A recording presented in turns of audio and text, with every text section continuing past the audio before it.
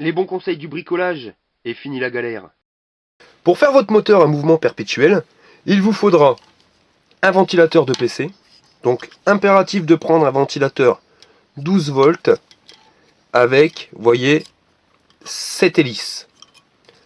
Vous prenez 7 rondelles métalliques de taille identique et vous allez prendre des aimants de disque dur.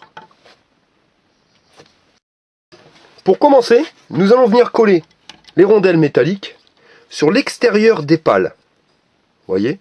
Donc il faut absolument, pour éviter de créer un déséquilibre, les coller uniformément. C'est-à-dire que sur la pale, quand vous l'avez collé à cette position, sur les autres pales, il vous faut absolument les coller au même endroit. C'est-à-dire que vous n'allez pas coller une rondelle ici, puis une autre à l'extérieur de la pale ou à l'intérieur. Si elle est au milieu de la pale, toutes les rondelles doivent se trouver au milieu de la pale. Vous prenez un pistolet à colle, que vous aurez fait chauffer au préalable, une petite noix de colle, et vous allez venir, comme je vous l'ai dit, coller votre rondelle. Et vous faites l'opération sur toutes les pales. Donc un petit peu de colle. Arrangez-vous pour pareil, hein, la colle que vous mettez soit uniforme. Pour pas de créer, on va dire, déséquilibre. Après, ça risque de faire un contrepoids.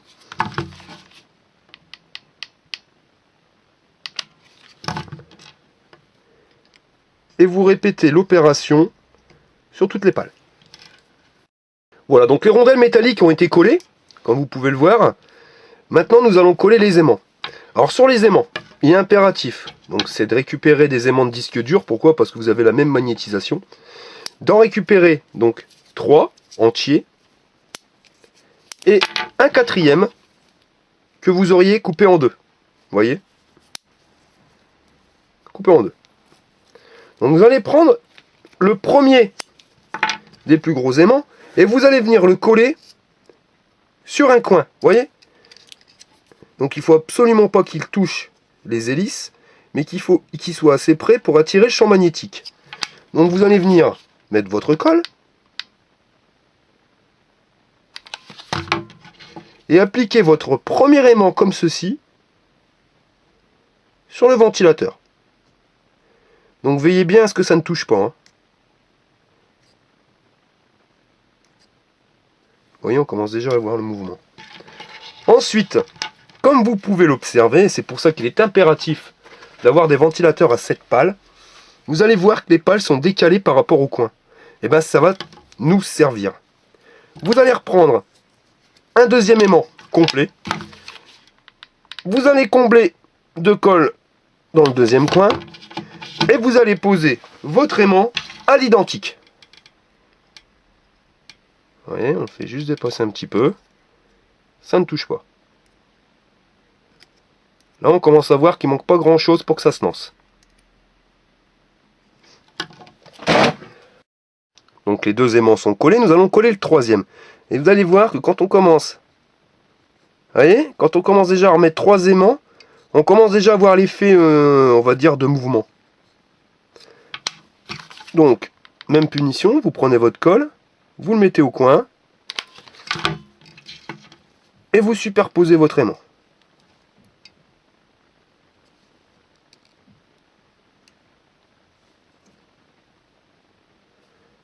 Voilà. Il ne nous restera plus qu'à mettre le dernier aimant. Alors le dernier, c'est le plus délicat à positionner. Je vais vous faire voir. Donc le plus délicat des aimants, ça va être le quatrième, donc le demi-aimant. Pourquoi demi? Pour qu'il y ait un champ magnétique qui soit inférieur aux autres. Parce que si vous avez un champ magnétique qui va être identique sur les 4 coins, au bout d'un moment, votre moteur va s'arrêter. Donc là, le plus délicat, c'est vraiment de le positionner. Donc vraiment être sûr qu'il soit positionné aux 3 coins pour les 3 aimants, les 3 premiers aimants. Et ensuite, avec votre aimant, vous allez venir vous rapprocher tout doucement donc des rondelles. Comme je vous dis, hein, c'est pas le plus facile. Donc vous approchez. Hein, et quand on retire, regardez, ça s'arrête. Voilà. Donc vous voyez, je crois que sur le centre, ça devrait être bon. Donc on va recommencer. On l'approche. Ouais. Et c'est vraiment à l'impulsion. c'est au millimètre. Voilà.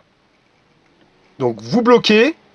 Quand vous voyez que votre moteur commence à tourner, vous savez que l'aimant, vous devez le mettre là. Donc vous allez retirer l'aimant et vous voyez que dès que vous retirez l'aimant, bah, le moteur va avoir tendance à s'arrêter. Alors, je vais venir coller l'aimant. Donc vous positionnez. Voilà. Et ça devrait marcher. Voilà. Donc bien le positionner. Et voici, vous voyez, votre moteur perpétuel est maintenant créé. Voilà, donc votre moteur tourne. Vous allez le poser sur la table pour être sûr que vos aimants sont bien réglés, parce qu'il y arrive, hein, je ne vais pas vous mentir, sur ce tuto, j'ai dû recommencer 4 fois au niveau des aimants, parce qu'il suffit juste qu'il y ait un des aimants qui soit pas bien positionné, et votre moteur va prendre du retard et va finir par s'arrêter. Donc vous faites le test, vous le posez. Désolé pour le petit bruit de vibration, mais vraiment il faut regarder. Hein. Ouais, c'est bon, ça fonctionne. Donc une fois que vous avez calé les aimants sur votre ventilateur, il vous restera plus qu'à exploiter, on va dire, le courant qui sort de la fiche. Parce que c'est l'effet inverse, c'est-à-dire que si votre moteur tourne, bah, il crée du courant, il devient un générateur. Un moteur où vous injectez du courant, il tourne, c'est un moteur.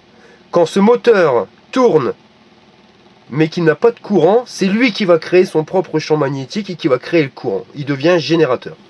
Donc pour convertir en 220, parce que n'oubliez pas que on a utilisé un transformateur de 12 volts, enfin un moteur de 12 volts, il va nous falloir un transformateur de 12 volts. À savoir, comme il y a des pertes, moi je préfère utiliser, donc je sais pas si vous voyez hein, sur la vidéo, c'est un transformateur 9 volts, mais impératif, un assez puissant, donc là vous voyez 12 volts ampères, ce qui quand même permet d'avoir une bonne patate. Et en alternatif, c'est impératif. Avant toute chose, avant de le raccorder, là vous avez la prise 220. Donc logiquement vous mettez la prise 220 dans votre réseau, donc dans votre prise électrique, et vous allez convertir du 220 volts en 12 volts de sortie. Enfin, là en l'occurrence 9 volts. Là on va faire l'inverse, c'est-à-dire qu'on va injecter du 12 volts dans le secondaire du transfo, et donc en primaire il va nous sortir tout simplement du 220. Donc avant toute chose, le primaire qui ici va devenir le secondaire, vous allez le couper. Vous coupez le fil. Voilà. Vous allez le dénuder. Faites impérativement ça avant de raccorder votre transformateur. Sinon vous allez vous prendre une châtaigne, il va être sous tension, vous allez vous prendre du 220. Hein. Vous prenez, vous dénudez les fils. Et vous allez venir y raccorder une simple multiprise, une triplette, hein, ce que vous voulez. Ça sera les prises qui vous desserviront du 220. Pour éviter de prendre une châtaigne, vous voyez, vous allez venir visser les dominos directement sur la multiprise, ce qui nous permettra d'isoler le système.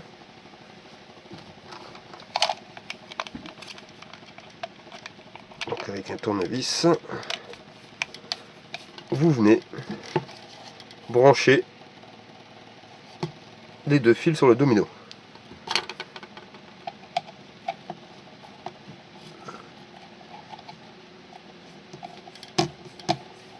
Nous allons nous occuper du primaire. Donc vous allez prendre la sortie, vous allez couper le fil, venir le dénuder.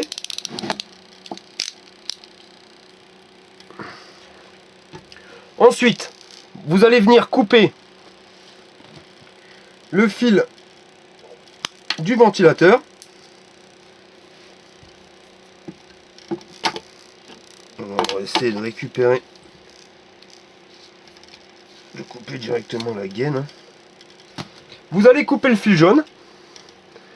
Pour l'expérience, on aura besoin uniquement du fil rouge et du fil noir. Donc je vous disais donc de venir raccorder le fil noir sur un domino et de venir le mettre sur le fil noir du ventilateur.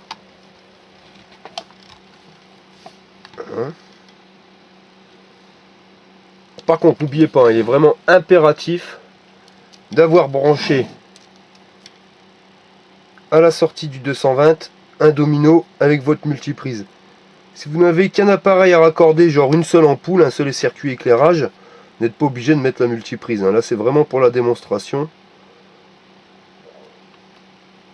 Quand vous voyez le prix de l'électricité, c'est quand même de sacrées économies. Vous voyez? Donc là, vous avez le transfo. Et là, dans la logique, vous devez avoir 220 volts directement à l'intérieur de votre prise.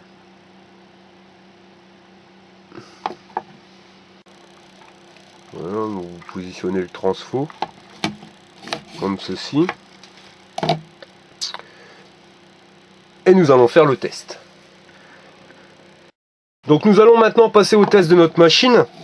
Alors, vous allez le voir, nous allons brancher une première ampoule. Donc ampoule que voici.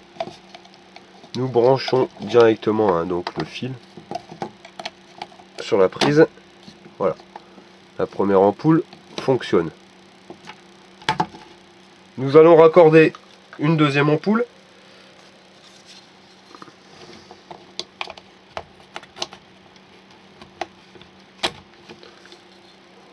Ouais. Les deux ampoules fonctionnent parfaitement. Et nous allons maintenant brancher une troisième ampoule. Donc c'est des ampoules 70 watts.